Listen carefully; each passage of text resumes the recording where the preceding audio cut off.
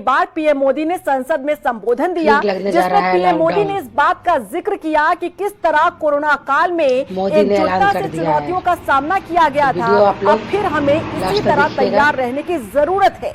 यानी कि सरकार ने भी हाथ खड़े कर दिए कि स्थिति उनके कंट्रोल में अब नहीं है। पीएम मोदी ने कहा कि अपनी सीट की पेटी बांध लीजिए और कोरोना काल जैसी चुनौती से निपटने के लिए एक बार फिर सबको एकजुटता के साथ तैयार होने की जरूरत है। यानी कि देश एक बार फिर लॉकडाउन की तरफ बढ़ रहा है। फिर से वही समय लौट कर आ रहा है जब कोरोना काल में प्रवासियों में अफरा तफरी मची थी। अपने राज्य जाने के लिए लोग परेशान होते नजर आए। राशन का भंडारण लोगों ने शुरू कर दिया और कई लोगों को बेरोजगार होना पड़ा था।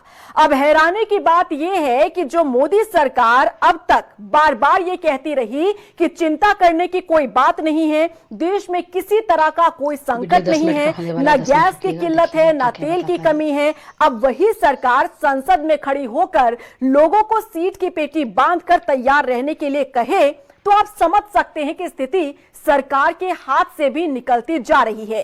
और ये वही मार्च का महीना है जब 6 साल पहले देश ने पहली बार लॉकडाउन शब्द सुना था और उस समय को जिया था। याद दिला दें कि कोरोना काल 22 मार्च 2020 का वो दौर था जब कोरोना महामारी के कारण देश में लॉकडाउन लगाया गया था। देश के प्रधानमंत्री नरेंद्र मोदी ने देश के नाम संबोधन देकर इसी तरह लोगों से कठिनाई के दौर से लड़ने के लिए कहा था और उन्होंने आह्वान किया था कि सबको एकजुट होकर इस दौर से लड़ना होगा।